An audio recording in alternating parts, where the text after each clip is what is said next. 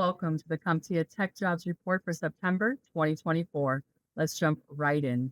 The recent release of the BLS Jobs Report showed employment across the U.S. economy increased a modest 142,000 new positions. The national unemployment rate was unchanged at 4.2%. For the tech perspective, let's turn to CompTIA's Chief Research Officer, Tim Herbert. Hi, Tim. Hi, Andrea. Tim, tell us what are the takeaways from this latest tech jobs report? The economy and inflation continue to dominate the headlines. And we've been talking about this now going on 18 months. And the big concern is the degree to which the Federal Reserve is slowing the economy gradually, or are they going to slow it with a thud, plunging us into a recession? And all signs point to the former, that the numbers still look pretty solid. A number of companies are still hiring. Economic growth came in last quarter higher than expected. But it does mean that there are the inevitable bumps along the road. And this is probably the best way to characterize the Tech Jobs Report this recent month and really over the past couple of months, that there have been some bumps. And what makes it so challenging is that these bumps are felt differently.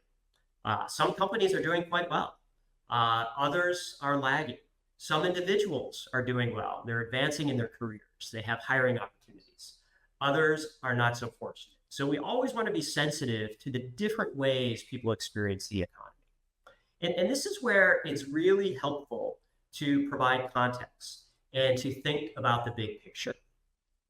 So for this recent month, we did see that among our four metrics, two were in the positive and two were down. Starting with tech occupational employment across the entire economy, it came in at about 6.3 million. So it is a large workforce. When you add in tech industry employment, and this is all of the workers employed by tech companies, what CompTIA refers to as net tech employment, it pushes closer to 10 million. And the fact that the employment did increase by about 28,000, it seems like a large number, but on a percentage basis, it was 0.4%. So a fairly modest decline in the grand scheme of the broad tech workforce. And this is important because sometimes when you see the headlines, it almost implies that millions of tech workers were laid off. And then the entire tech sector is crashing. And that simply is not the case, not even by a wild stretch. And as you would expect, if there are more companies either pausing their hiring or they're not hiring quite as rapidly, you can think of that as essentially pumping the brakes. So there are factors that may accelerate hiring, and then there are also factors that could decelerate hiring. And when that happens, you do tend to see a little bit of an increase in the tech unemployment rate. So it did edge up to 3.4%. It has been hovering right around 3%. And the important big picture context here, it is still well under the national unemployment rate, which is right around 4.4%. And many occupations are much higher. There are some categories that continue to struggle, and their unemployment rate could be 5%, 6%. And as an important reminder, there are local effects. So this is not something that will be felt the same across different cities, different metro areas, different states, and also across different company sizes, different occupations. But it's a general directional indicator of how tech employment is holding up. So by that measure, again, it's been a bumpy road, but it's still performing better than what I think some would probably have guessed. And another important layer to the discussion is employer job postings. We often describe this as the forward-looking indicator of how employers are planning to hire. So if they are deploying a job listing to recruit for a position, it's a sign that they are looking to expand their workforce, or they could be backfilling if someone, say, retired. The numbers did increase for the month and reached about 210,000. So we usually use 200,000 as a rough measure that the numbers are in a solid territory. And you have seen the numbers have steadily increased this year. They really hit the low point around December. And this was coming off the heels of some of the record-setting job postings of 2022, right around peak post-pandemic. So we have discussed this many times on this program that we're never going to hit those record levels again. So we're back in what we would consider to be a normal range. Right. Year to date, employers have deployed about 1.5 million new job postings for a wide range of tech positions. And I think this is an important reminder as well that it reflects that employers see and they view technology holistically, that they're not only hiring in one area or they're not only laying off in one area, but they're hiring across the board. Software, data science, data analytics, cybersecurity, all things infrastructure. So cloud infrastructure, networking. And then, of course, there's more connectivity, more devices. There's a greater need for tech support roles and project management roles. So, again, the numbers are slowly creeping up, and that's a nice story to tell to offset some of the bumps in the road. It's certainly positive to see an uptick in job postings. What other context can you provide about how job seekers and employers are feeling about the jobs market? One of the important pieces of research that CompTIA conducts to provide additional context, the labor market data, as we've discussed, is at a macro level. So it's not going to get into some of the areas of why is that happening or what are the drivers of the trend. So going on 5 years now, CompTIA has published the Job Seekers Trends Research. And this is something that we conduct every 6 months, and it is to a representative sample of those actively looking to change careers or looking for employment. So this could include recent graduates as well, seeking their first job. And it does explore a range of different topics. Much of the data helps to corroborate what we're seeing, what we're reading in the news, but we really want to have the data behind it to help quantify the trend. So it looks at some of the career fields that job seekers are exploring, both within technology, but also many adjacent fields where digital skills are so important. It looks at some of the factors driving job seekers to consider career change, some of the challenges they're facing, some of the tools they're using, some of the ways they're thinking about training and certification. So we really want the data to be actionable. It's both useful from a trend standpoint, but also something that we want to use to support both job seekers and employers. And then getting back to your original question, Andrea, about how are job seekers feeling and what should employers be thinking about, the data does confirm that compared to previous waves, there are more job seekers that think the job market has softened. And that is completely in line with what we would expect. But we still see roughly 2/3 say that the job market is at an average or even a strong level. And again, this gets to sometimes the difficulty to think through that there are pockets of growth. There are still many employers hiring. Sometimes it's hard to see that in the data.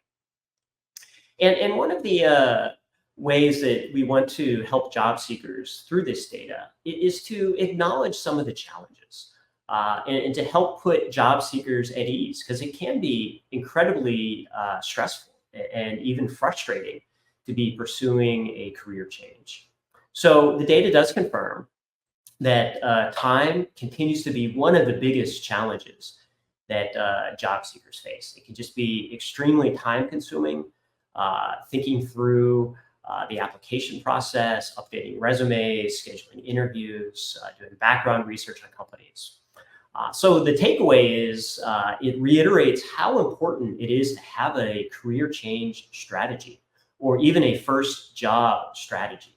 Simply blasting out thousands of resumes is not really a strategy. But there's a lot that we could talk about here, just at a very high level. It does reiterate just how important that is. We also find that there are concerns around just the fatigue of the ongoing time it takes. So this goes hand in hand with the time effect. But also it highlights what we've discussed many times before, is the confidence gap. And sometimes you see this referred to as imposter syndrome. Do I have the skills to apply for this job? Do I have the right experience? It's probably going to be a very competitive position. Am I even worth, or should I even be thinking about this type of employment opportunity? So there is a lot around the confidence gap. Some of these are real, some of these are perceived factors.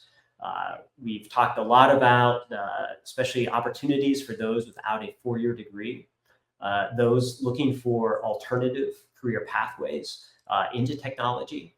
So we always want to reassure job seekers that yes, in many cases, they have more skills than they may recognize.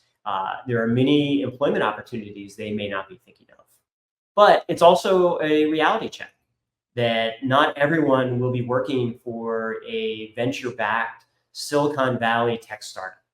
But there are so many opportunities across every sector, whether it's working in manufacturing, working in the insurance sector, working for a local government, as well as companies of all sizes. Not everyone will be working for a Fortune 500 company.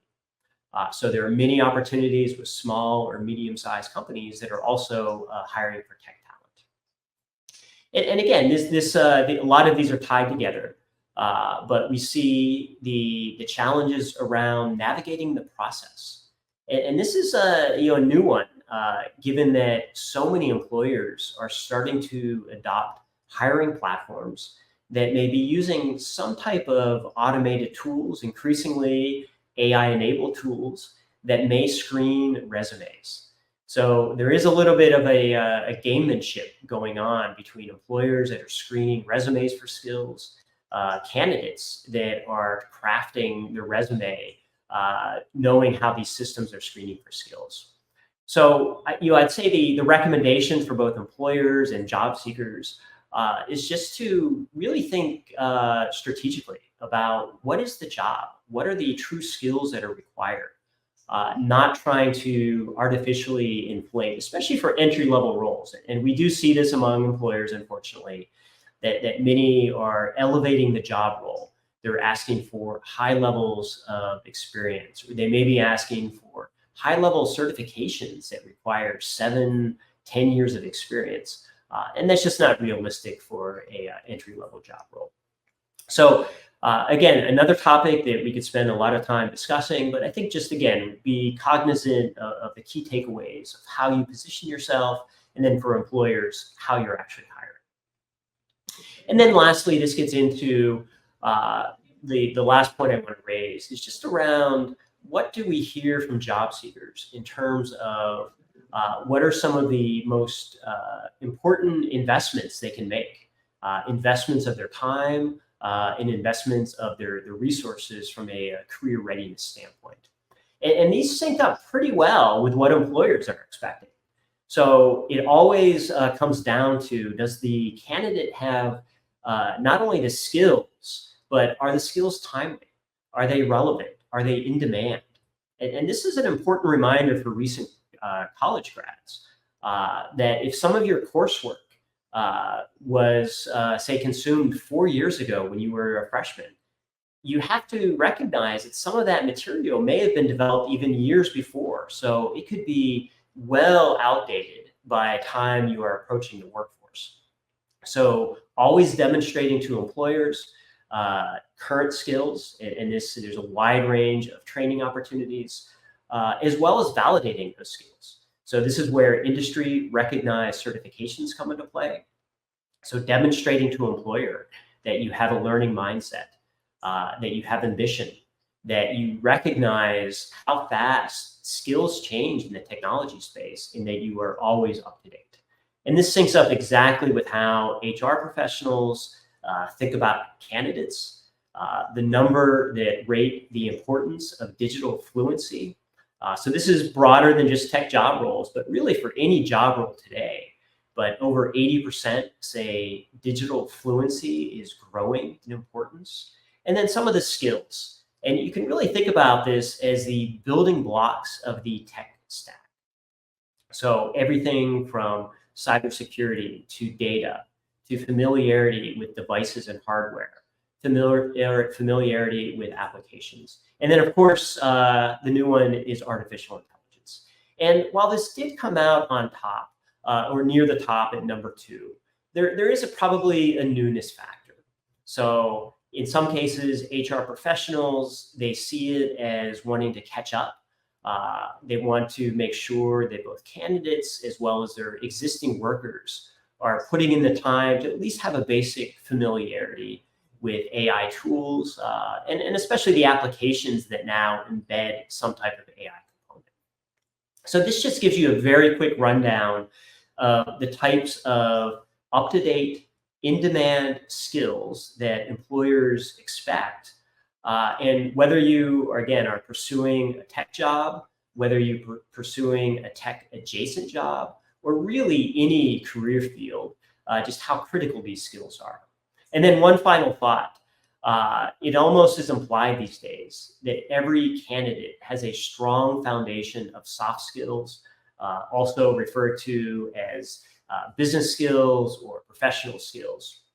And increasingly with AI, with data, with cybersecurity, how important critical thinking is, judgment, the ability to interact and work with a team, the ability to provide and understand your customers and provide a great customer experience. So the technology can never be separated from some of the professional skills in terms of providing outcomes and actually meeting company goals. So this is a quick rundown of some of the key takeaways of the job seeker research. There's a lot to dig into. There's both data that helps to reassure job seekers or employers that they're probably experiencing something similar to what many others are, as well as some of the practical actions both job seekers and employers can take to improve their odds of success. Tim, thank you as always for sharing your insight on this data. It's good to know that there is still opportunity and that tech skills are still at the forefront for job seekers and employers. Thank you so much. Thank you, Andrea. And viewers, as always, thank you for tuning in to the CompTIA Tech Jobs Report. We will meet you back here next month for another edition.